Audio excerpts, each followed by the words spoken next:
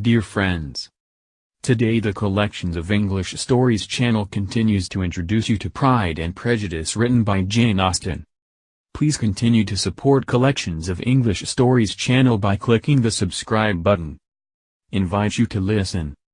Thank you so much. Please like, share and subscribe.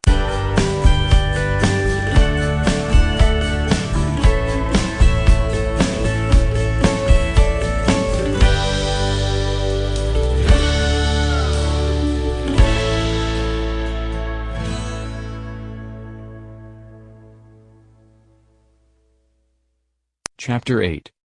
At 5 o'clock the two ladies retired to dress, and at 6:30 Elizabeth was summoned to dinner. To the civil inquiries which then poured in, and amongst which she had the pleasure of distinguishing the much superior solicitude of Mr. Bingley's, she could not make a very favourable answer. Jane was by no means better. The sisters, on hearing this, repeated 3 or 4 times how much they were grieved, how shocking it was to have a bad cold, and how excessively they disliked being ill themselves, and then thought no more of the matter, and their indifference towards Jane when not immediately before them restored Elizabeth to the enjoyment of all her former dislike. Their brother, indeed, was the only one of the party whom she could regard with any complacency. His anxiety for Jane was evident, and his attentions to herself most pleasing, and they prevented her feeling herself so much an intruder as she believed she was considered by the others. She had very little notice from any but him. Miss Bingley was engrossed by Mr. Darcy, her sister scarcely less so, and as for Mr. Hurst, by whom Elizabeth sat, he was an indolent man, who lived only to eat, drink, and play at cards, who, when he found her to prefer a plain dish to a ragout, had nothing to say to her. When dinner was over, she returned directly to Jane, and Miss Bingley began abusing her as soon as she was out of the room. Her manners were pronounced to be very bad indeed, a mixture of pride and impertinence. She had no conversation, no style, no beauty. Mrs. Hurst thought the same, and added, "She has nothing, in short, to recommend her, but being an excellent walker. I shall never forget her appearance this morning. She really looked almost wild." "She did, indeed, Louisa. I could hardly keep my countenance. Very nonsensical to come at all. Why must she be scampering about the country, because her sister had a cold? Her hair, so untidy, so blousy. Yes, and her petticoat, I hope you saw her petticoat, 6 inches deep in mud, I am absolutely certain, and the gown which had been let down to hide it not doing its office." "Your picture may be very exact, Louisa," said Bingley, "but this was all lost upon me. I thought Miss Elizabeth Bennet looked remarkably well when she came into the room this morning. Her dirty petticoat quite escaped my notice." "You observed it, Mr. Darcy, I am sure," said Miss Bingley, "and I am inclined to think that you would not wish to see your sister make such an exhibition." "Certainly not. To walk 3 miles, or 4 miles, or 5 miles, or whatever it is, above her ankles in dirt, and alone, quite alone. What could she mean by it? It seems to me to show an abominable sort of conceited independence, a most country town indifference to decorum." "It shows an affection for her sister that is very pleasing," said Bingley. "I am afraid, Mr. Darcy," observed Miss Bingley in a half-whisper, "that this adventure has rather affected your admiration of her fine eyes." "Not at all," he replied, "they were brightened by the exercise." A short pause followed this speech, and Mrs. Hurst began again.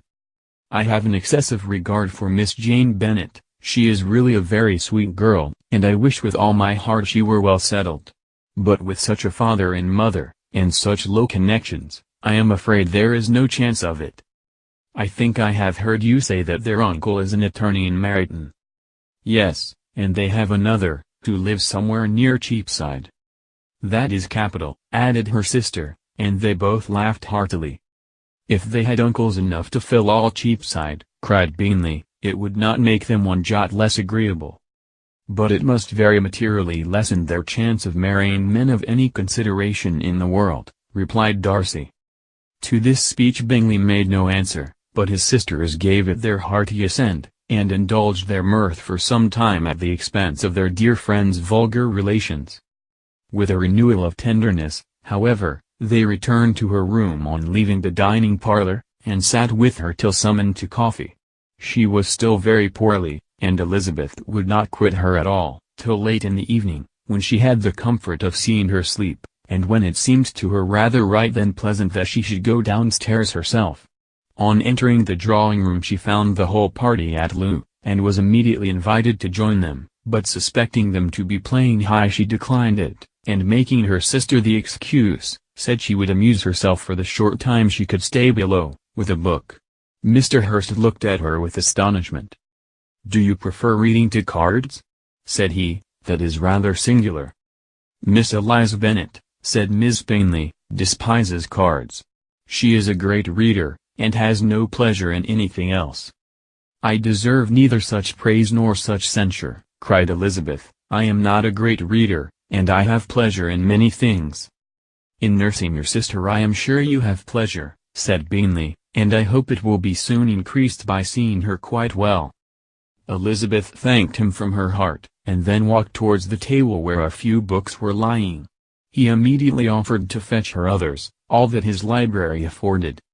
"And I wish my collection were larger for your benefit and my own credit, but I am an idle fellow, and though I have not many, I have more than I ever looked into." Elizabeth assured him that she could suit herself perfectly with those in the room.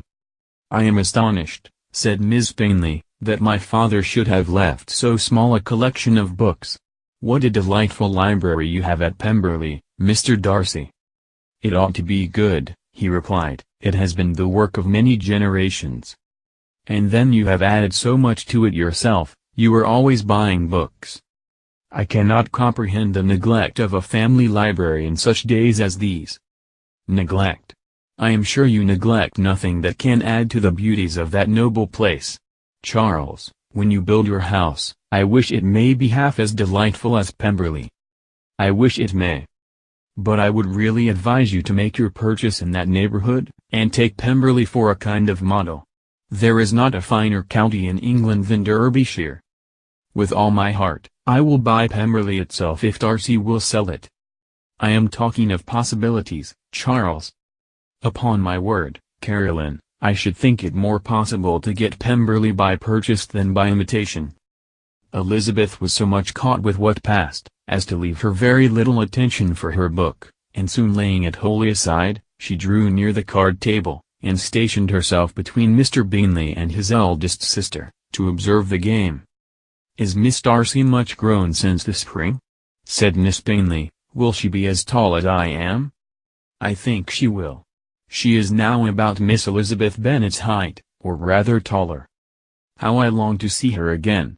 I never met with anybody who delighted me so much. Such a countenance, such manners, and so extremely accomplished for her age. Her performance on the pianoforte is exquisite." "It is amazing to me," said Bingley, "how young ladies can have patience to be so very accomplished as they all are." "All young ladies accomplished? My dear Charles, what do you mean?" "Yes, all of them, I think. They all paint tables, cover screens, and net purses. I scarcely know anyone who cannot do all this, and I am sure I never heard a young lady spoken of for the first time, without being informed that she was very accomplished." "Your list of the common extent of accomplishments," said Darcy, "has too much truth.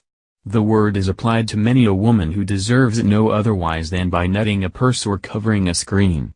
But I am very far from agreeing with you in your estimation of ladies in general.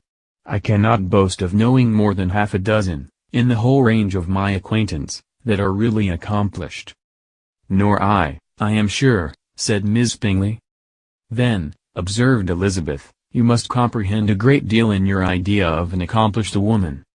"Yes, I do comprehend a great deal in it." "Oh, certainly," cried his faithful assistant, "no one can be really esteemed accomplished who does not greatly surpass what is usually met with. A woman must have a thorough knowledge of music, singing, drawing, dancing, and the modern languages, to deserve the word, and besides all this, she must possess a certain something in her air and manner of walking, the tone of her voice, her address and expressions, or the word will be but half deserved." All this she must possess, added Darcy, and to all this she must yet add something more substantial, in the improvement of her mind by extensive reading. I am no longer surprised at your knowing only 6 accomplished women. I rather wonder now at your knowing any. Are you so severe upon your own sex as to doubt the possibility of all this? I never saw such a woman. I never saw such capacity, and taste, and application, and elegance, as you describe united. Mrs. Hurst and Miss Bingley both cried out against the injustice of her implied doubt, and were both protesting that they knew many women who answered this description, when Mr. Hurst called them to order, with bitter complaints of their inattention to what was going forward. As all conversation was thereby at an end, Elizabeth soon afterwards left the room. "Elizabeth Bennet," said Miss Bingley, when the door was closed on her, "is one of those young ladies who seek to recommend themselves to the other sex by undervaluing their own, and with many men, I dare say, it succeeds. But, in my opinion, it is a paltry device, a very mean art."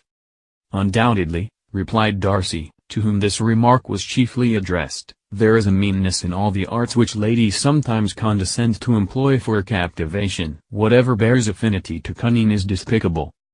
Miss Bingley was not so entirely satisfied with this reply as to continue the subject. Elizabeth joined them again only to say that her sister was worse, and that she could not leave her. Bingley urged Mr. Jones being sent for immediately, while his sisters, convinced that no country advice could be of any service, recommended and expressed to town for one of the most eminent physicians. This she would not hear of, but she was not so unwilling to comply with their brother's proposal, and it was settled that Mr. Jones should be sent for early in the morning, if Miss Bennet were not decidedly better. Bingley was quite uncomfortable, his sisters declared that they were miserable. They solaced their wretchedness, however, by duets after supper, while he could find no better relief to his feelings than by giving his housekeeper directions that every attention might be paid to the sick lady and her sister.